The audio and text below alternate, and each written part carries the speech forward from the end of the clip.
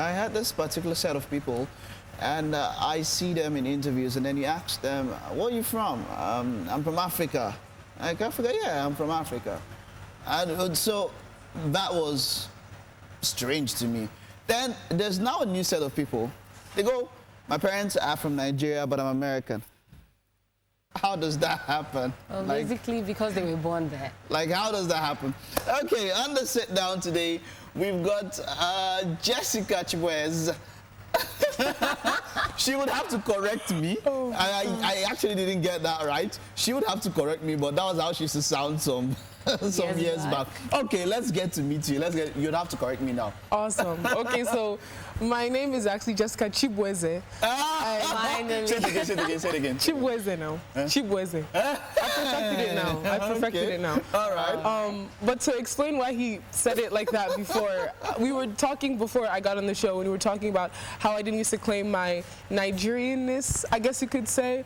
And I had like an epiphany years back where I found out, like, from my last name, from my parents, the way I acted, what I ate, everything just, it screams Nigerian. So I can't run away from my culture. So I think I finally came to the realization that I'm Nigerian, there's no running away from it, and I'm here in Lagos, Nigeria, so of course I can't run away from it any longer.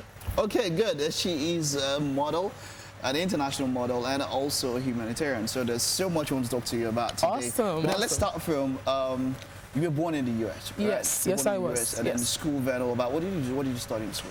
Okay, so I was born and raised in the United States. I went to a school called George Mason University in Virginia. It's in the East Coast of America. I majored in international studies, and then I got 2 minors in public health and NGO studies. So kind of mixing that all together is why I'm here with my humanitarianism. So now I see where the NGO came about. Perfect, yes, yes. All right, so now, when you decided, what did you start doing first? Modeling or being a humanitarian? What did you start first? I would say being a humanitarian, and I don't even like saying that yet because I feel like I'm still young and I haven't even accomplished all this stuff, but just for the sake of what we're discussing, I'll say I'm a humanitarian, but I started humanitarianism first, before the modeling. Before the modeling? Yes. How did that go? How did you start it? How did you get into it? When I was 18, I went on a mission trip to Uganda. I didn't go for the humanitarian aspect. I just went because I was like, okay, it would be something that would be interesting to do. That was where I had the avenue to go. Someone had invited me on a mission trip, and I was like, okay, sure. Like, I might as well just go. So it was one of those volunteer missions? Yes. So everything came out of my pocket, or I guess my mother's pocket, God bless my mom. But I raised the money, this was 2011, I went there and my eyes like literally opened, not to sound cliche, but I had like a life-changing moment, like, okay, I have to do this for the rest of my life. Aww. Yes. All right, That's cool. really You can call in and talk to this beautiful young lady. She does stuff that is not so easy to do. I mean, think about it. I think that humans are born with an innate desire to be selfish. And then to decide to want to care for someone else, that's something worthy of emulation. So you can call in 08091222283, 4, 5, and 6 to talk to Jessica. Then modeling. So how did modeling come into? Was it because, I mean, everybody sees this slim, she's tall, she's slim, she should be able to model. Exactly. So how did the modeling come in? So I don't know, just like you said, because someone is tall and slim built, and they have certain features, people just automatically assume, oh my God, you should model, you should model. So people would tell me that like from years back, and I'd be like, no, not me. Like, I need to be a lawyer / doctor / engineer, you know, that typical route to a successful Nigerian career. Kid, yeah. And I guess I was on the track to, you know, having that, okay, I want to go to law school, but you know, something in me was like, there's more. So, what happened is after my first mission trip, I went to Uganda. Second mission trip, I had fundraised all the money. Third mission trip, I was thinking, okay, I have to find another way to raise this money. This is a lot of money because this is thousands of dollars we're spending every year to go to Uganda to do this work. So what do you guys actually do there? So we do medical outreach. It's a faith-based NGO. So obviously they're spreading the gospel. It's a Christian. Just before you go on, we've got a caller. Awesome. And Noe on the line right here in Lagos. And Noe, good morning. Welcome to the show. Good morning, Mike Mexicana. Your ginger this morning is gingering my ginger. Long time I talked to you, it's been a long time. The night of the country, but I'm back for you now, Mike. I'm back for you. Okay, how you doing, Noe? Come on, talk to Jess. I'm missing Jairo. Okay, no, Jair's not around today, but she'll be back tomorrow. She'll be around tomorrow. Okay. doing? How are you doing? Fine. How are you? I'm good. Okay, so we'll talk to Jessica. Model, please. I will contact Mike so that you model my clothing line for me. Your contact Mike. Okay, your clothing line. Okay. All right. Thank you very much, Enoy. Thank you very much. Yeah, thanks. Thank you for watching. okay. He said he's not been around. I don't even know if he's been watching, Seth. Yeah. They just go, okay, thank you. All right, so we're talking about what you guys do in Uganda. What do you guys do in Uganda? Awesome. So as I was saying, it's a faith-based organization. So obviously it's Christian-based. So what ultimately drives them is their belief that God is sending us to all over the world to spread the gospel, to spread love. It's hard, yeah. It's if you. That word sounds really. I think you might have to. Missionary/humanitarian. Missionary is a big word. It's a very broad word, but yeah, we go there, we spread the gospel, we spread the love of God, but we don't. It's not like we're going there to say, okay, you must accept Jesus. We're doing all these things that we believe like God wants us to do. He'll help the sick, feed the hungry, clothe the poor, you know, things like that. So under them, I actually started a public health initiative where I would teach the young children that we go to in the villages how to maintain good hygiene, because I would see a lot of these kids would have skin diseases, would have sicknesses that they couldn't go to the hospitals to go and treat. So I thought, okay, something that we take for granted, taking a bath, showering, they don't do these things. I taught them, okay, you guys already know how to do this, but I'll teach you the importance of this so that you will do it more often, and then you can combat some of the diseases that you can't go to the hospital for because the hospital is too far or you can't afford hospital bills. So that's what I did under this organization. The organization, by the way, is African Christian Fellowship USA. They're awesome. You should check them out if you can. We do have work that we also do in Nigeria, but it's not as big as what they're doing in Uganda and other parts of Africa. Okay, so how many successes have you guys recorded so far? Okay, so we've been going to Uganda and the Republic of Benin. At least the east coast of this national organization has been going to Uganda and the Republic of Benin since 1998. I started going since 2011. I've gone on 5 mission trips with them. We've seen thousands of people. Thousands of people have been, we've given them medicine, given them food, given them clothing. We built one clinic in Fort Portal, Uganda, and then we're building a second clinic in Kumi, Uganda. So those are 2 villages where ACF is planting health centers for them. For my project, which is bathing and clothing of kids to teach them hygiene, we've had over 400 children in 5 years bathed and clothed in these villages under the ACF Missions Outreach Program. Nice. Yeah. Okay, cool one. We're talking about, you said you had to model to help fund what you were doing. Yes. Okay, so let's talk about modeling. Yes. How has modeling been and how far have you gone with that? Okay, so I could say that I started modeling seriously ending of 2013. I did my first photo shoot for my friend, actually, so I don't know if that counts as a gig, but she had looked at me and she was... You know what? Okay, we'll call it a gig. So I had modeled for her for a clothing line, and it was very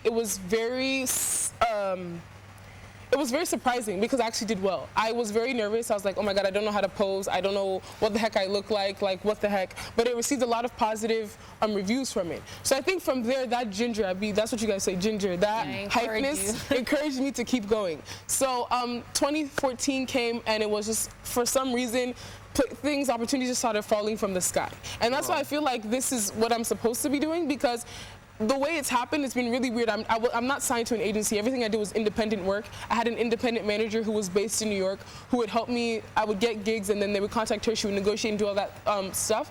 And all the money I would get, I would put it towards the mission fundraising that I had to do that year. Wow. I think another way that modeling helped is because people would look at me as a model, and it would allow me to grab their attention, and from grabbing their attention, I will now push it over to, okay, I'm not only a model, we're also doing this, because I'm a very, very big advocate. I don't know if you guys can see my shirt. Exactly. I'm a very huge advocate of those of us that are living abroad to go back to our countries where our parents were born, where we were born, and give back. I'm so huge on that. I know, the shirt, I know it's talking about the Bring Back Our Girls campaign. I know you had to you did something about that. Yes. Can you tell us a bit about that? So when the incident happened, I was in America, I was in university, and it was myself and a couple other college students that were based so I'm from Virginia. So we call it the DMV, so it's DC, Maryland, Virginia area. There were about 6 or 7 of us from different schools within the DC, Maryland, Virginia area who were really concerned about this. We were not getting information from back home. Things were just confusing, but we knew we were angry, we knew we were frustrated. So we came together, and within 2 days, we set up a rally in Washington, D.C. In the Lincoln Memorial, and about 250 to 300 people came. We just sat there, and we were just begging from thousands of miles away in Nigeria that, can we get information, can something be done? And that was how the Bring Back Our Girls Washington, D.C. Rally started, and then from there, New York, Toronto, all over the world, we just saw all the rallies springing up. But we were part of the, or I was a part of, as long as with other college students in America, about the DC protest. Okay, let me take you back to modeling. Yes. Last year, you were the co-ambassador at the All Things Ankara Ball with Yes. Jidena. So how was that? How did you get that gig, and how did you feel? So I guess my advice to anyone before I even say that, I'm a very big believer of everything happens for a reason. And I'm a very big believer if you follow what you're supposed to be doing and what you're passionate about, you will see how things will fall into place. If I tell you how that I got that, if there was a logical explanation, I would be lying. Literally, it's because of the humanitarian work that I was just consistently pushing, and the fact that I was modeling, I was on my own. And these people contacted me and said, we love your work, we love what you're doing. I've worked with them previously, but nothing on this scale. And they were excited to say, okay, we'd like for you to be a brand ambassador this year. And when they told me it was with Jidena, at that time, like, I knew who Jidena was. His song Classic Man was awesome, but I wasn't really, he was coming up. And then out of nowhere, like, bam, exploded. So when I would tell people that I worked with Jidena, right, I would think of it as like, okay, he's a really humble guy, really awesome guy, really great artist. That's super cool, but people would really be like, oh my God, you don't know who you worked with? And I'm like, I mean, he's cool. When I met it, or when I knew about it, he was just coming up, and then when he blew up, it was kind of like, I got some of that buzz too because it was with him. He has all the credits. I'm just the model that was with him. That's how I look at it, so, yeah. So what would you say is the standard of beauty that has been set by the Western world?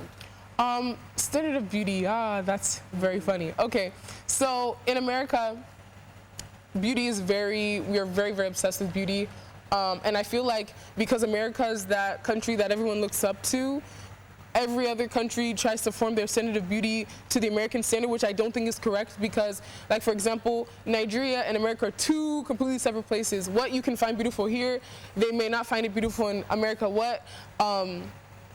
And vice versa. So I feel like every country so far, like, America copies from Europe, and I feel like Africa and other continents and Asia, they kind of get their own, they get their beauty from, I don't know how to explain what I'm trying to say. It's like, it's a trickling effect. So I feel like America, people look up to America a little bit too much. A lot of American beauty is like highly superficial. I don't know if I'm a hypocrite because I'm a model there. I'm not sure. But as I'm modeling, I do know that, okay, they're airbrushing me, they're photoshopping me, putting makeup on. But at the end of the day, we have to understand natural beauty, and there are other types of beauty. So I do appreciate beauty from other cultures. I feel like other cultures should embrace their beauty more. But yes, America does, and other Western countries definitely do affect. So what role has Africa, like, what role have they set? What standard have they set concerning beauty? In Western world, Africa, in Africa. I think the thing that, let's just use Nigeria as an example, as an African country, because, you know, Nigeria is a very popular African country. I feel as though we definitely know how to hold on to our culture and make it beautiful. Like, now in America, African prints, African clothes, African jewelry, African beads, that's what's trending in America right now. So you guys take it for granted. Like, for example, I came back in October, and I keep asking people, tell me where I can get those Ada beads. I call them Ada beads. I don't know the proper name for them. Yeah, traditional wedding I'm going up and down looking for these beads, and people keep looking at me like, why do you want those beads so bad? Those beads are gorgeous. Like, people want those beads in America, and they're like, where can you get it? Where can you get it? Where can you get it? And it's only in Nigeria that, you know, we come back, we get it, we bring it back over there.